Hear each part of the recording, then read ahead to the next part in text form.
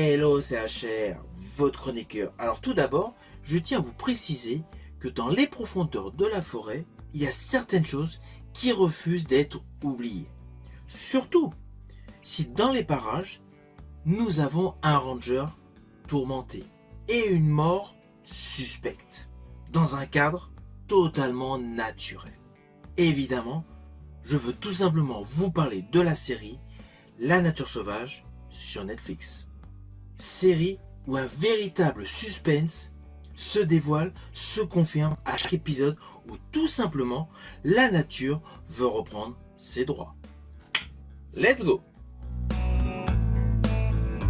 Alors cette série qui est totalement innovante a un casting de folie, porté essentiellement par l'acteur Eric Bana, dans le rôle d'un ranger tourmenté depuis la mort de son fils. À ses côtés, vous allez reconnaître Sam Neill, dans un rôle qui se développe au fil de l'histoire, et un personnage féminin interprété par Lily Santiago, qui a un vrai rôle.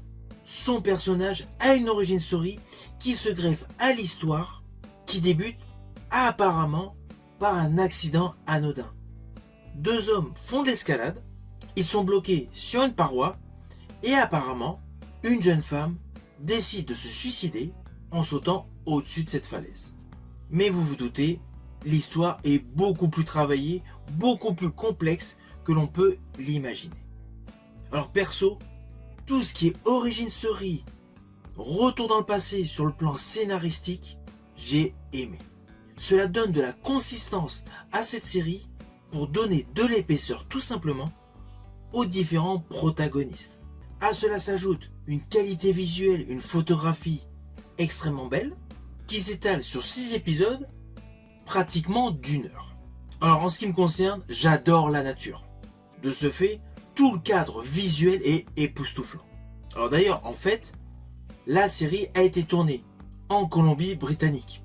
Vous allez voir énormément de végétation aux couleurs extrêmement vives. Tous les cadres visuels, les plans séquences, les contre-plongées, avec ici et là, à quelques moments précis dans la série, des effets de brouillard, cela permet une totale immersion dans le paysage. Sans oublier les petits moments tout simplement de découverte de la nature.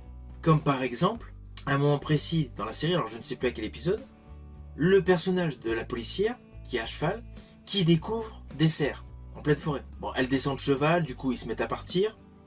Mais ce plan séquence n'est pas un détail fou pour l'histoire. Honnêtement, c'est vraiment un petit détail à côté pour agrémenter donc l'épisode. Mais cela permet une réelle immersion dans ce parc. Et le fait d'être en pleine nature ajoute un côté oppressant. Il y a une réelle tension pesante au fil de la narration. On a ici et là des échanges de très bonne qualité, mais le fait d'être dans un décor naturel où tout est calme, cela rajoute de la lourdeur, mais pas pénible, de la lourdeur contemplative. Alors comme dans toutes les séries, il y a des rebondissements, mais il y a juste ce qu'il faut. Il n'y a pas de rebondissement superflu. Tout est cohérent. L'avancée psychologique et émotionnelle de tous les protagonistes est totalement logique. Et in fine, l'histoire gravite essentiellement autour de 5 personnages. Et justement, le fait de ne pas s'éparpiller sur trop de personnages, cela permet d'avoir un récit de qualité.